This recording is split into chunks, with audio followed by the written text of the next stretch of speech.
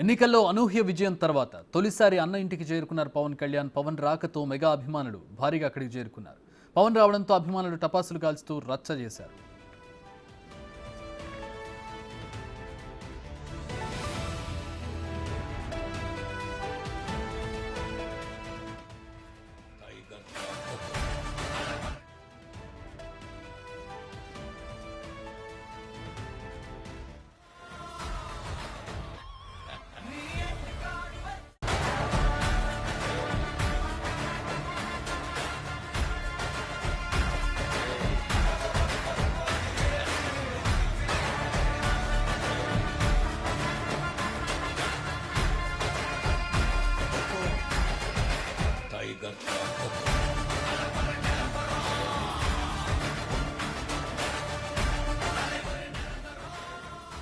ఘన విజయం తర్వాత మెగాస్టార్ చిరంజీవి తన అన్న ఇంటికి పవర్ స్టార్ జనసేనాని పవన్ కళ్యాణ్ వెళ్లారు. ఈ నేపథ్యంలో అక్కడ కోలాహలం నెలకొని ఉంది. చిరంజీవి మెగా అభిమానులందరూ కూడా అక్కడికి చేరుకున్నారు. బాణాసంచా కాల్చుతూ తమ ఆనందాన్ని అభిమానాన్ని తెలియజేశారు. దానికి సంబంధించిన దృశ్యాలు మనం బిగ్ టీవీలో ఎక్స్క్లూజివ్గా చూస్తూ ఉన్నాం. చిరంజీవి ఇంటికి పవన్ కళ్యాణ్ వెళ్ళినటువంటి దృశ్యాలను చూస్తూ ఉన్నాం. ఘన విజయం తర్వాత తన సంతోషాన్ని అన్నయ్య కుటుంబంతో షేర్ చేసుకోవడానికి ఆయన తన ఇంటికి చేరుకున్నారు. ప్రస్తుతం ఆ దృశ్యాలు మనం చూడొచ్చు.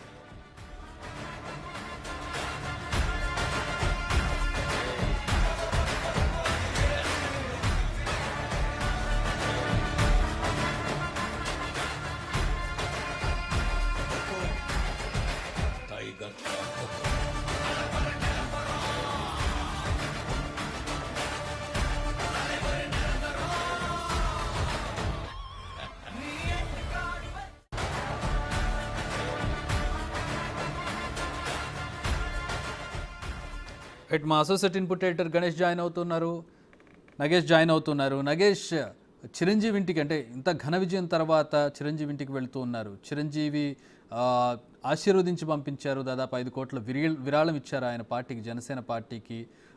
ఆయన కోసం ప్రచారం చేయకపోయినా కూడా ఆశీర్వదించి పంపించారు. చిరంజీవి సపోర్ట్ తనకు ఉంటుందని చెప్పి ఆయన చెప్పకనే చెప్పినటువంటి పరిస్థితి. ఎట్లా చూడొచ్చు అంటే చిరంజీవికి ఒక రాజకీయ ప్రస్థానం ఉంది. ఇప్పుడు పవన్ కళ్యాణ్ ఒక సక్సెస్ఫుల్ రాజకీయ నాయకుడికి నేళ్ల తర్వాత ఎస్టాబ్లిష్ అయ్యారు, ప్రభుత్వంలో భాగస్వామి కాబోతూ ఉన్నారు. సో ఎట్లా ఉంటుంది అనుకుంటున్నారు ఇద్దరి మధ్య కన్వర్జేషన్?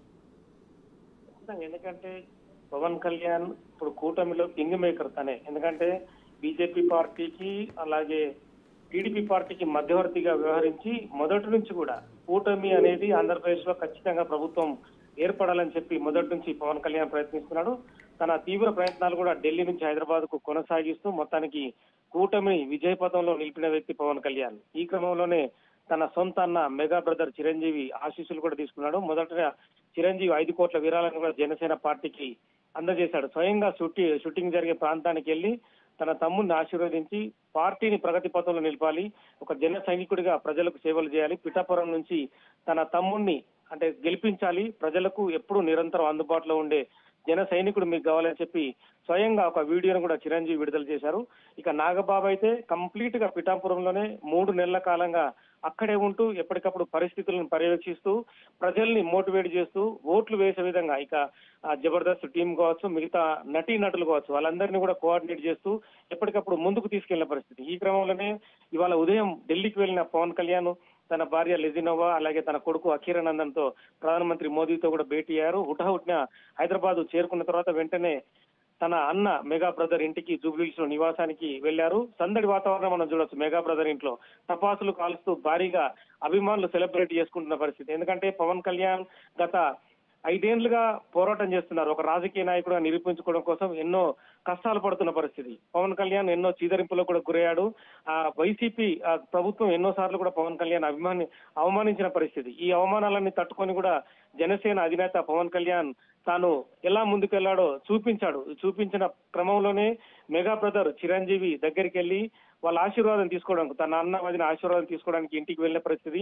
ఇంట్లో సంబరాలు, ఆ మెగా కుటుంబంతో సంబరాలు చేసుకుంటున్న పరిస్థితి. ప్రస్తుతం అయితే ఆ ఫోటోలు వీడియోలు కానీ బయటకు రాలేదు. కాసేపట్లో ఫోటోలు బయటకు వచ్చే అవకాశం కనిపిస్తుంది. ఎందుకంటే ప్రభుత్వంలో కీలక పాత్ర పోషించి తను మరి ఏ పాత్ర తీసుకుంటాడనేది తర్వాత తెలిసే అవకాశం కనిపిస్తుంది. మొత్తానికైతే అటు ఎన్డీఏ ప్రభుత్వంలో ఇటు కూటమిలో కూడా కీలక పాత్రలో ఉన్న పవన్ కళ్యాణ్ మెగా బ్రదర్ ఇంటికి చేరుకున్న తర్వాత సంబరాలు అయితే పెద్ద ఎత్తున సంబరాలు అయితే చేసుకుంటున్న పరిస్థితి కనిపిస్తుంది. మొత్తానికి మెగా కుటుంబంలో ఒక మెగా సంబరం జరుగుతుందని చెప్పుకోవచ్చు. ఒక పక్కన గెలుపు, భారీ విజయం, మరో పక్కన ప్రభుత్వంలో భాగస్వామి కాబోతూ ఉన్నారు. ఆయనకి ఓకే అయితే కనుక ఖచ్చితంగా కీలకమైనటువంటి మంత్రి పదవి దక్కే అవకాశం ఉంది. ఆయన కోరుకుంటే మరి ఆయన మంత్రి పదవి తీసుకుంటారా లేదా అనేది చూడాలి, లేదా జనసేన ఇతర ఎమ్మెల్యేల్లో ఎవరికైనా పదవులు ఇస్తారా అనేది కూడా వేచి చూడాల్సినటువంటి పరిస్థితి. ప్రస్తుతం ప్రభుత్వంలో భాగస్వామ్యం కాబోతుంది జనసేన పార్టీ. కీలకమైనటువంటి ఒక వ్యక్తి ప్రస్తుతం మెగాస్టార్ ఇంటికి చేరుకున్నారు. గతంలో మెగాస్టార్కి రాజకీయ ప్రస్థానం ఉంది. కొద్ది రోజులుగా ఆయన రాజకీయాలకు దూరంగా ఉన్నప్పటికీ కూడా రాజకీయాలు ఆయనకు దూరంగా లేవు. ఎప్పుడు కూడా ఆయన చుట్టూ రాజకీయాలు తిరుగుతూ ఉంటాయి. ఇదే సందర్భంలో తమ్ముడికి ఆయన మద్దతు ఉంటుందా లేదా అనేది ఎలక్షన్కి కొద్ది నెలల క్రితం వరకు కూడా ఒక రకమైనటువంటి సందిగ్ధావస్థలో ఉండేటటువంటి పరిస్థితి. కానీ కొద్ది రోజులకి ఆయన ఐస్ బ్రేక్ చేశారు. ఆ సందిగ్ధత అనేది తెరదించి తన తమ్ముడికే తన మద్దతు ఉంటుందని చెప్పి ఆయన తెలియజేశారు.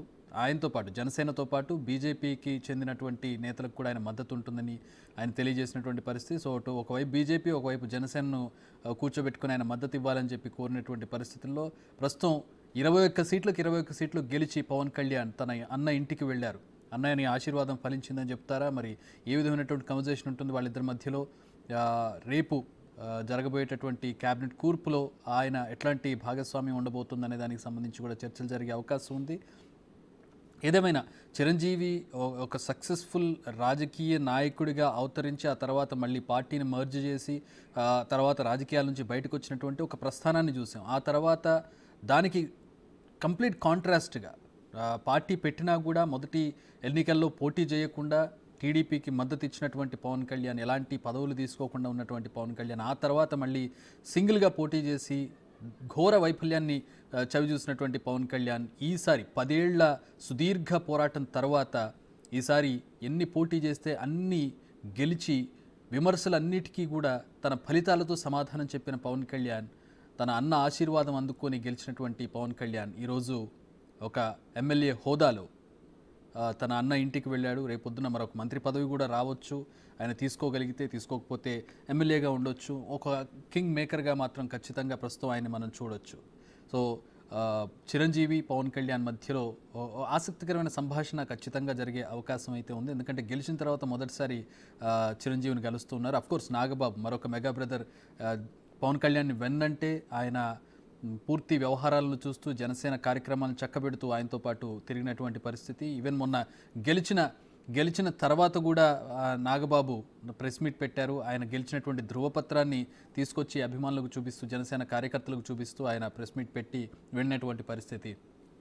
పవన్ కళ్యాణ్ కూడా గెలిచిన తర్వాత జనసేన కార్యాలయంలో ఆయన మాట్లాడినటువంటి పరిస్థితి. ప్రస్తుతం మంచి అంటే మెగా కుటుంబం మొత్తానికి కూడా ఒక పాజిటివ్ వైబ్ నడుస్తున్నట్టుగా ఉంది నగేష్.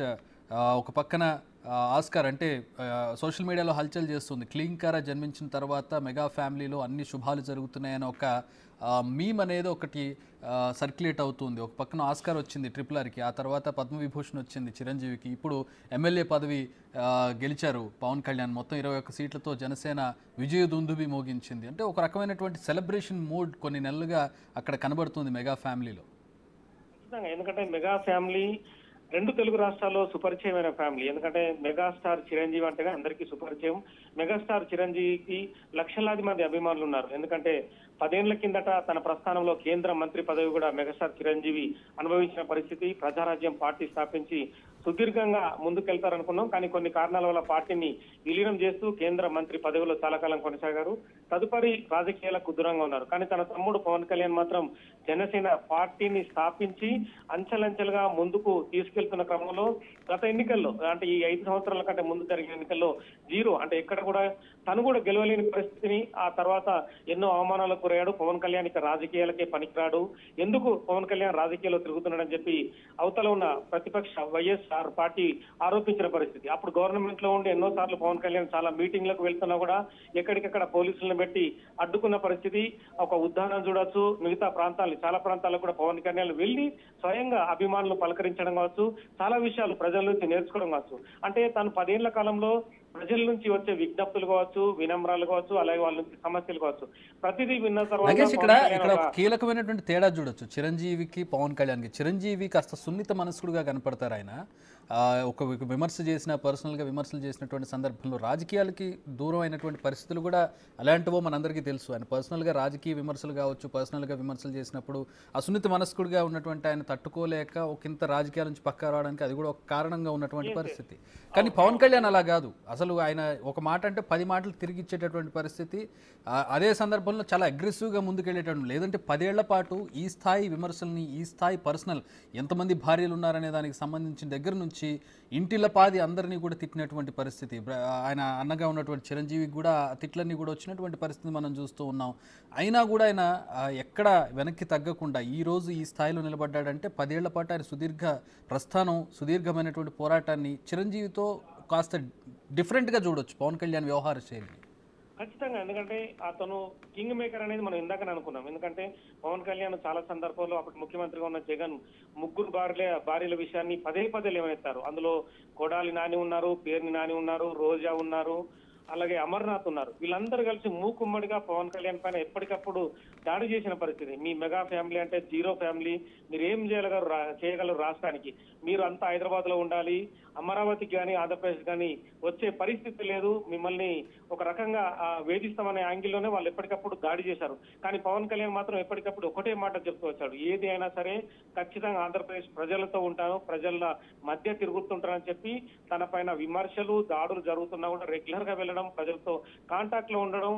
పవన్ కళ్యాణ్ మానసిక పరిస్థితిని మనం అర్థం చేసుకోవచ్చు. ఎందుకంటే ఎదుగుతున్న ఒక మనిషి ప్రజలకు ఎంత దగ్గర అవుతాడనేది పవన్ కళ్యాణ్ ఖచ్చితంగా ఒక కసి అనేది పవన్ కళ్యాణ్ మనసులో రగిలింది. ఎలాగైనా సరే ఆంధ్రప్రదేశ్ లో జనసేన పార్టీకి ఒక గుర్తింపు తీసుకురావాలి. ఖచ్చితంగా తాను ఏదైతే సీట్ల పంపకాల విషయంలో కూడా అతను చాలా హుందాగా వ్యవహరించాడు. ఎందుకంటే ఇన్ని సీట్లు నాకు కావాలి, ఇన్ని అని చెప్పి కూడా డిమాండ్ చేయలేడు.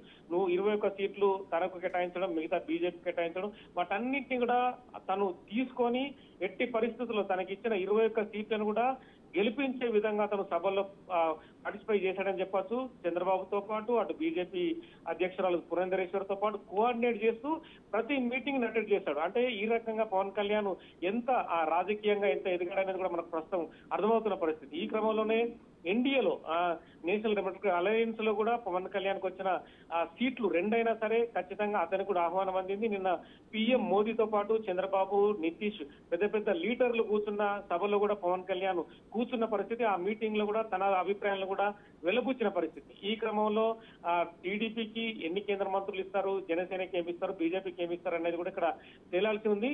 అందులో జనసేనకు కూడా సహాయ మంత్రి పదవి దక్కే అవకాశం కనిపిస్తుంది.